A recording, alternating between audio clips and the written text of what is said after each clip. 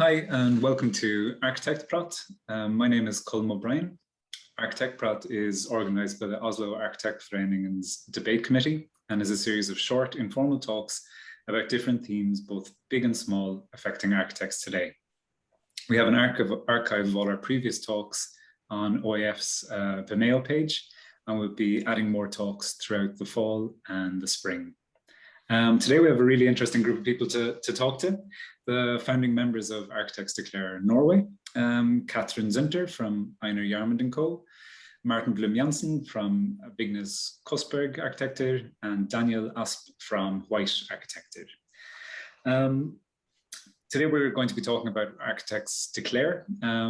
Just to give you a little bit of a background, Architects Declare is a network of architectural practices. This is from their website, committed to addressing the climate and biodiversity emergency. They created an 11-point declaration of how architects can better design for the climate and biodiversity emergency. It was started by Steve Tompkins and Michael Paulin and launched in May 2019 by the then 17 UK recipients of the Sterling Prize. It quickly attracted hundreds of other architectural practices across the UK and has now spread to 25 different countries with over 6,000 signatories. For me, I think it's been a really fantastic development for the profession. I think especially now when the profession is maybe going through a little bit of an identity crisis. I think there's a lot of architects who are maybe struggling about how we can work in an industry in a good way while still not negatively impacting the climate and the climate around us. So I think it's a really fantastic and it's a really good time to start thinking about what are our responsibilities and what ethical principles do we as architects want to put forward. But there has also been a little bit of maybe teething problems with Architects Declare, or even some small controversy, I guess, but maybe controversy is too big a word, but some people are maybe have seen it as being too easy to sign up to, that and been critical of big offices that have used it as like a way of creating publicity for the office without really being committed to the goals of the declaration. Others like Norman Foster and Zaha Hadid have pulled out of the declaration because of difference in opinion with the network about what strategies architects should use to tackle the climate emergency. So I hope we can go through some of these points today. I think maybe first we should have a little intro about how Architects Declare started in Norway, how it started and why it started. So maybe Katrin, you can start us off there. Yeah, I was going to start off with quite a personal answer to that question, which now I maybe feel a bit guilty for. No, definitely do that. I was working in Jarmund Vignes Architects, and then we had just split up into Einar Jarmund & Co and Vignes Kostberg. So it was like the first couple of months back in, I think it was 2018, in June 2018. And I guess so I graduated from architecture school in 2003, but definitely since 2011 had become more and more involved in sustainability whilst in practice in the UK and also whilst teaching at Aarhus in Norway. And I had, I guess, been quite frustrated and irritated by the fact that sustainability was becoming so important in our job. There were so many criteria that we had to, especially in the UK, I think it came quite early with BREEAM. There were so many requirements that we had to adhere to, and all of these seem to be in meetings and so on. They seem to be led not by architects, but by other people within the building industry.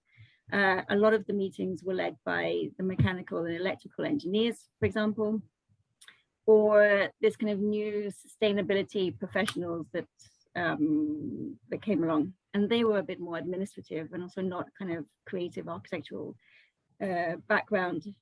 There also seemed to be a lot of disagreement and resistance within the architectural community. I mean, I was working in Howard Tompkins we had a sustainability group that was led by the staff in the office, not even led by the directors at that time, kind of pushing like how we were meant to be doing this, what we would be working in. And it was going from what we would do in the office in terms of our rubbish and should we have a roof garden, and should we have bees on the roof garden? And it was going to somebody else learning about passive roofs, and then I was learning, I got stuck with BREEAM, which wasn't as exciting as passive roofs.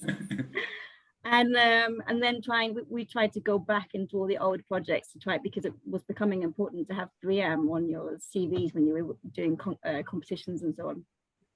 And so we tried to go back and find out whether we could make all these projects BREEAM, and it was just so awkward. And so there were quite a lot of discussions within the office about how sustainability was being implemented, and just a lot of skepticism and suspicion and resistance. There's the kind of three words, and the same also at Aarhus. And I think that there was maybe something about the fact that the early wave of publicized sustainable projects were very technologically driven in the 90s, early 2000s, and that had perhaps led to an idea that they weren't really good or had architectural quality in design.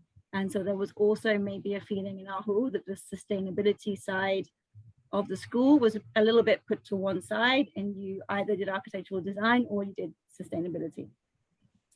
And so what was exciting when Arkitektprat came along was that it was the first time that I'd seen something about sustainability that was being led by architects.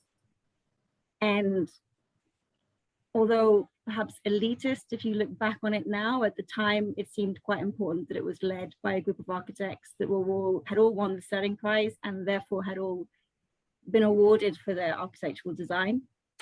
And it was a collaboration with different groups of architects that were maybe not really that good at becoming a collective unity. There's quite a lot of, we like to compete against each other. It's in the nature of the job. And we disagree with each other, and we will have very strong opinions, and there's a lot of ego as well, which we need in a way.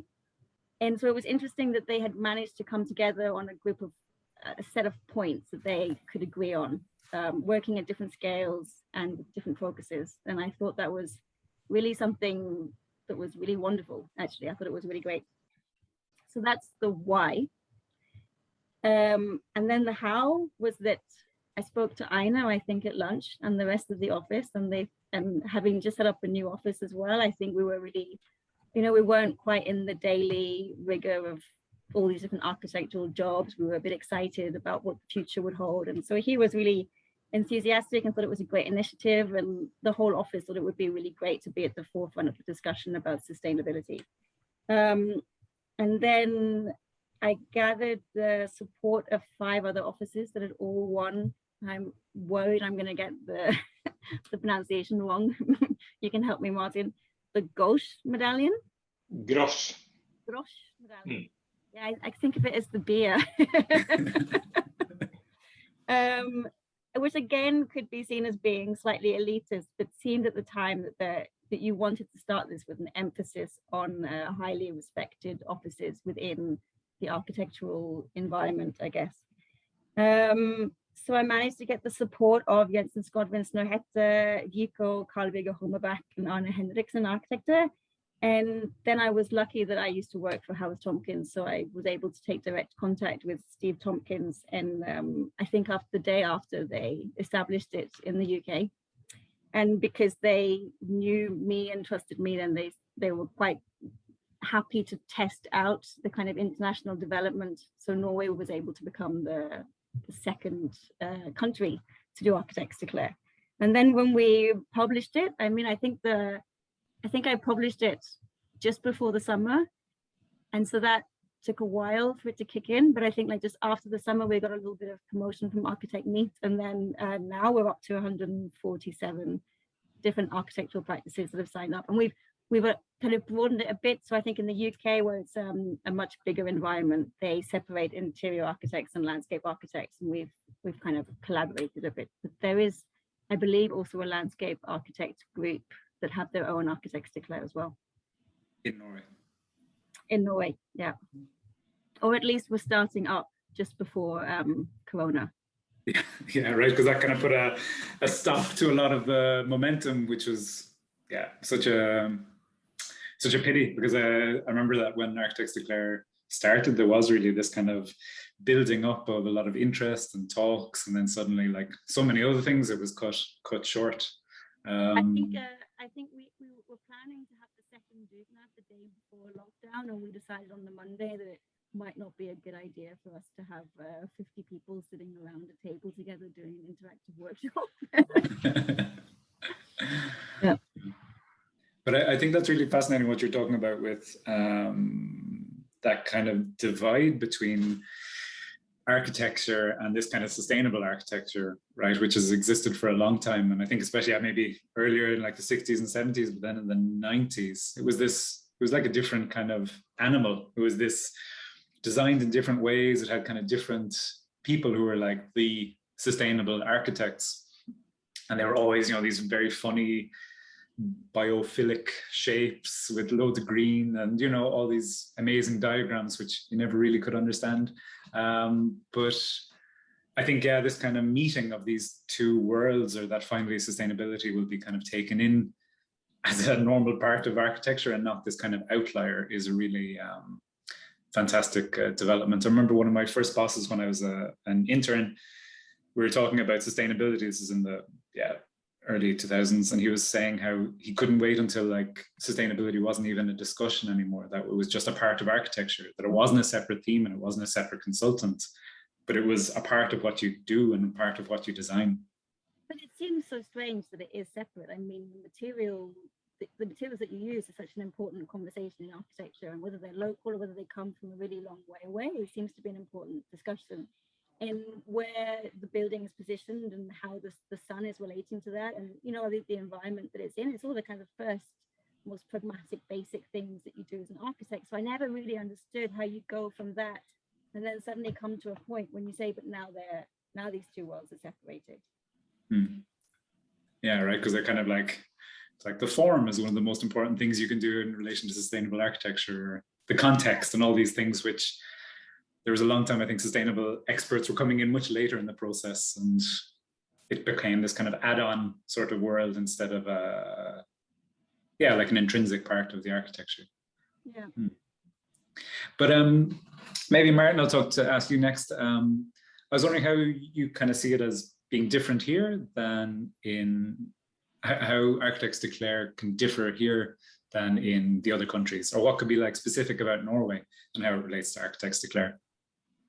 Well, obviously not being very familiar with all the other versions out there. I think that we have some specificities in Norway that we maybe we need to work harder with, or that we might have even a more opportunity to be more successful at as well. I'm thinking about the fact that we in Norway, we have a very consensus-driven society, and maybe particularly so amongst the architects. And it is an ongoing discussion, and I think we must talk more about this as well, but how to find the right level of critical debate, I think, will be a challenge for us here. In the UK, it seems to have escalated into a more confrontational debate. But I personally hope we will be able to have a more open and more a low threshold debate here, but at the same time working on not just agreeing with each other. I think there are a lot of tough questions that we need to ask, and we have a tendency to be a bit bland almost in many of our responses to these critical questions. So that's one thing I think we need to work particularly hard on here in Norway. But in other ways, I think maybe the potential is also very great here, like the scale of the things that we work on, the proximity to nature, which I think is more maybe integrated in the Norwegian architectural discussion, which is a very important part, I think, of the design, of designing sustainably. But yeah, I see at least those two regional specificities for Norway. It's kind of funny that in a way, one of the strengths of Norway is this idea of consensus, which I absolutely agree. And then that's also maybe a hindrance to this kind of critical debate, that people are a little bit unwilling to criticize other. I think that it's the same throughout the world, that architects can be quite reluctant to criticize other architects, but maybe not in the UK. I think in Norway, definitely that people are, it's like such a small community, and there's so few architects, and you know, so few schools, that there really is the sense of community. And I think also that it's often been seen as architects versus someone else, right? So we kind of need to have this kind of unified front. But I absolutely agree. I think that this kind of critical debate, and this, especially a low threshold critical debate, is vital. I just wonder how we can sort of start that, or how you can kind of get that debate going without, you know, pointing fingers at that building isn't sustainable enough, or, you know. I think this is at the core of what we in Architects Declare Styringsgruppe, what we're working on at the moment is trying to find that format where we can inspire the really interesting debates and encouraging them, so that they spread and become a much more widespread conversation amongst the architects. So that we can finally kickstart this critical debate in a bit more head-on way. Yeah, I agree, and I think that that was also a bit of how it started here in Norway. That it was this guerrilla movement, and that was supposed to be something else than the normal debate that we have, where it's very much filled of consensus and presentation. You present your office, this is what we do, and then the debate stops. So I think that's where Architects Declare can really be something new, to become like a platform for this critical debate, like a critical debate without excluding people. I think that's an important thing, because when we start to excluding offices, then you lose sides of our profession that is really important, and it's also those areas that are the most important that we discuss. Yeah, I think we'll maybe get to that in a little while, about this kind of rift that's happened in the UK with Norman Foster leaving Architects Declare, and that it really seems a weakness in a sense to not have been able to keep this consensus, or not consensus, sorry, but keep like keep an open enough forum that people feel like they can be heard and can disagree about things without it being a part or being outside of it, which I think maybe is one of the failings of what's happened in the UK. Also, so there's a global Architects Declare meeting that happens every kind of couple of months that I've been following, and it's a bit difficult with time. I think one of the things that we've all tried to do is be practicing architects, leading Architects Declare, but that means that you're quite reduced in how much time you have available. But when you have these meetings, I remember the global meeting that we had just after the Norman Foster escapade, and it was really split between people's reactions. I mean, kind of half the group really felt that the UK had done the right thing, and you have to put a limit, and you have to be able to kind of say to people, okay, now you have to go out, or whatever. And I think the other half of the group, maybe a bit more Scandinavian based, were kind of saying, well, no, you can't just like throw people out. It should be more inclusive. You want to have that debate. So it was really interesting that there were two distinct sides to this, the UK version, or the version that we've kind of sat a little bit more with, which is that we think that all sides of architecture are really important to discuss and see how we can do a better job, and how we can look more towards a sustainable future, instead of just saying, no, you can't work on that project type, get out.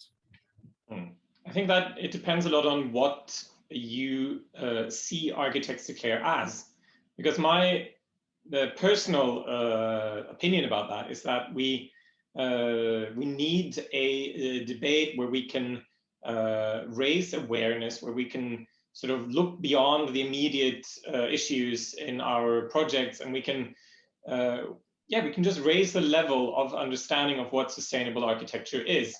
And when you have that as a starting point, I think even if you are designing an airport, it's interesting to hear what you would do with that airport with that kind of perspective. Even though I see that it's also easy to look at the points of Architects Declare and then say, you can't design airports if you sign up to these points.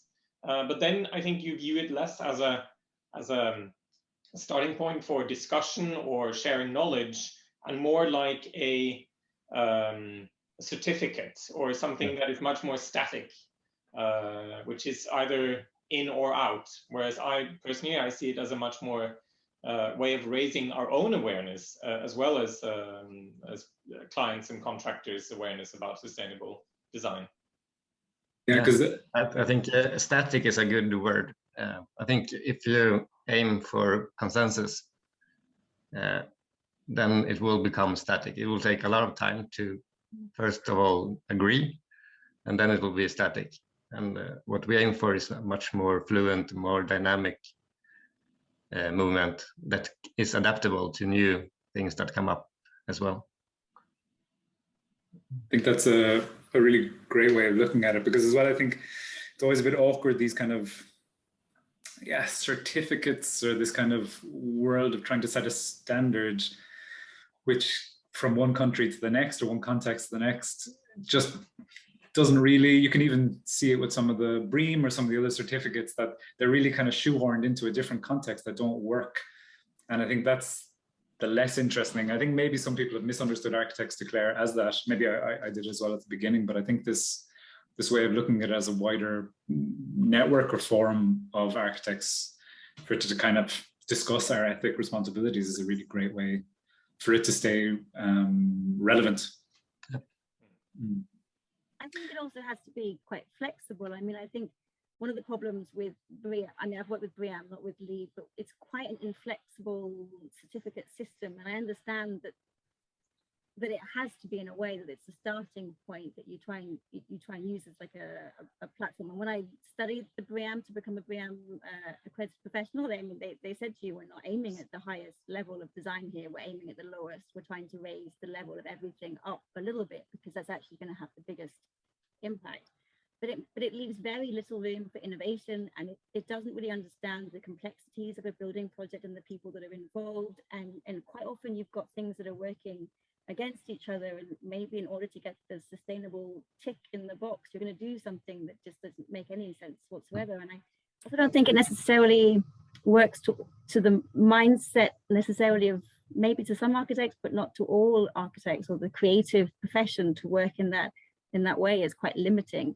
And so I think it's really important with Arkitektprat that it's by architects and for architects, and kind of how does it work within our profession. And also the fact that we can, I think we should use this as a sort of a forum that you say it's by us, it's for us, and we can ask the critical questions that needs to be asked only to us. Like, we can always say that, it's this could have been technically more advanced to cut energy use or things like that, but we should really be asking the questions that are relevant to our field, our designs. Like, they are, I think, much more fundamental than all the things that a lot of the certificates deal with, like the energy efficiency of certain systems or facilities. But we need to ask architectural questions to solve this. I think that's vital for the profession as well right now, that we are in this point where we're slowly being replaced by other experts in different fields, or our kind of realm is maybe being kind of taken up by other people, or our kind of like professional field is being sort of divided up into other professions. So I think that's a really good point, that we need to start sort of reclaiming that territory and discussing about what can we actually do within the tools that we have. Yeah. And also, how can we share knowledge between ourselves and learn from mistakes that we do?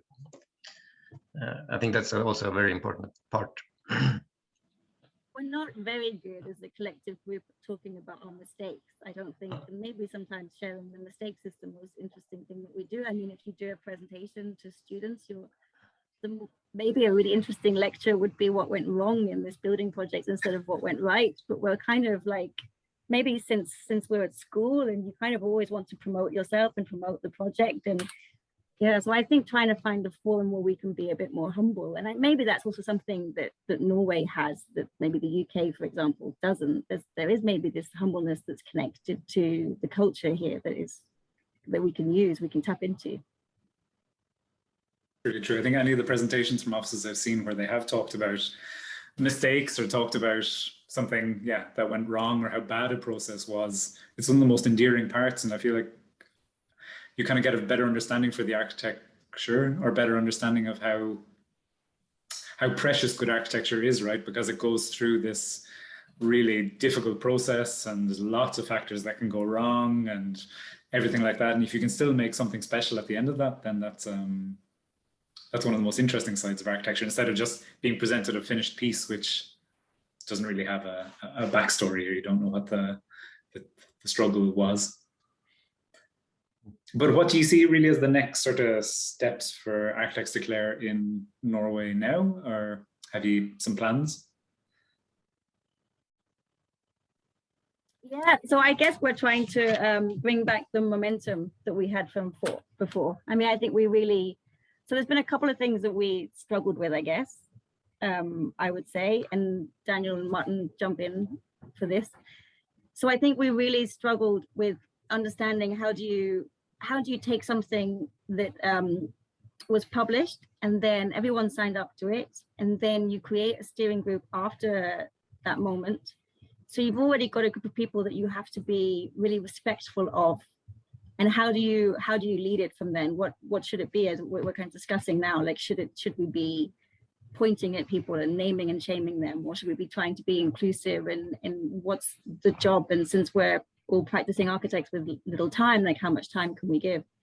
So I think we really struggled with like understanding the format of Arkitektprat in Norway. And I think we've also struggled a lot with the momentum, because we started it off with the first dugnad in, I think, early February last year. And then we had a list of, I think, 5 or 6 that were all going to happen before the summer. And we had links to Aarhus, and we were trying to get links outside of Oslo, which we thought was really important. So going to Bergen and Trondheim and the schools, and we had dugnads, kind of wooden discussions to have dugnads then as well. And the dugnad format was also so great because it was something that's kind of in the Norwegian culture. So you don't need to say participatory workshop, you can just say dugnad and everybody understands. And so I think the second challenge is A, to find out really what it was, and B, to try and get this momentum back after you've just started something and then you've just been quiet for a year and a half. I think maybe there's an advantage to being quiet, that we've allowed things to kind of happen in the UK and see them and see if they worked out or not. So I think the plan at the moment is to try and, we had some idea to try and use a similar debate system to the one that you have at OAF, or maybe a short films that we'd like to publish, which we're in the process of trying to organize. I'm not sure when they'll come out. Which is trying to promote this idea of open discussion between different offices, raising different topics, just very openly and honestly, and just discussing what they would like to discuss that they think is relevant and useful for other people. And the second thing, hopefully, is that now that Norway is open, sorry, I shouldn't be Oslo focused at all. That was a complete accident. We're not at all Oslo focused. But to try and start up these dugnads again, I mean, after the weekend, it maybe seems possible that that's something we could actually look to. And I guess concretely, we've been in discussions with NAL and OAF that we'd like to continue across to the other architectural foundations. That from a NAL perspective, I think what we had from the first dugnad that was kind of a concrete thing that we could do is we could bring together lots of different architects, have a discussion about what are the actual obstacles that you face in your day-to-day practicing life that mean that you can't fulfill the sustainable objectives that you would like to have, whether they're problems that you have in, I can't turn down this job because of this, or I can't refurbish this building because of this tax system, or something like that. Like, how can you actually create a communication link from the practicing architects to the lobbying groups? Because we don't want to be a lobbying group, but we can kind of enable discussions that can perhaps feed them more information so that they can then pass them on to governments, change policies, change regulations, and so on. That's my first thoughts. Yep, Love some help. No, I'm completely behind that. I think the key is to get the debate going once more, that we come together in one format or the other, and we have these conversations that we've always wanted to create a forum for.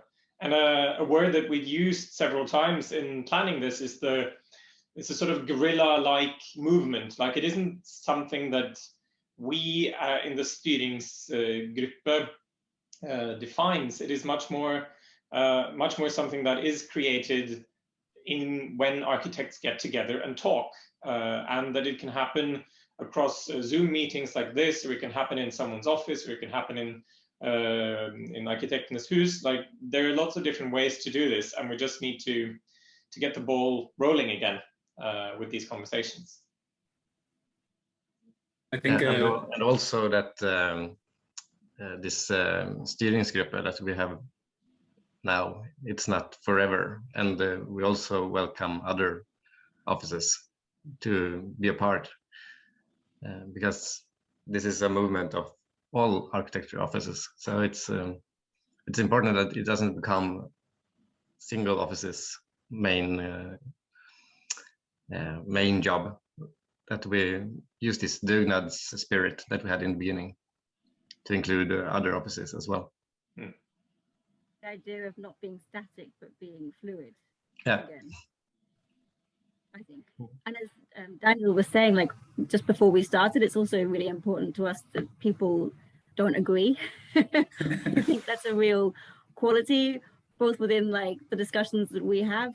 We don't always agree with each other. We have to say also that Christian from Snøhetta Christian Edwards was involved for a while, and he's unfortunately had far too much to do, so he's just kind of parted from us. But which is a typical thing, that we have problems, that we have limited time, but also we don't agree with each other, which is a wonderful thing, but it doesn't mean that we're necessarily the most efficient people.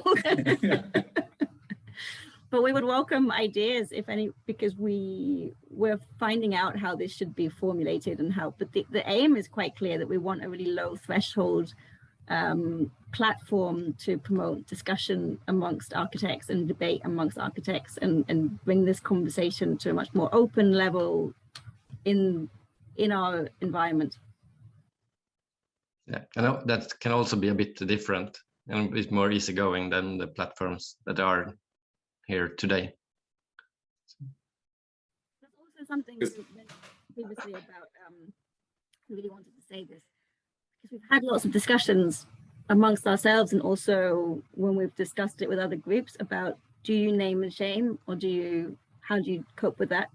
And I think something that's really important for me is that you can't name and shame, because you would end up being a hypocrite. Like, I know that there's a lot of things happening within my practice. We have discussions. Some of us agree with what's happening. Some of us don't agree with certain types of projects. I mean, how do you really argue for a lot of Hitze projects or mountain projects? I mean, it's quite difficult to promote those kind of things when you're just building more and more and more in a natural landscape, for example.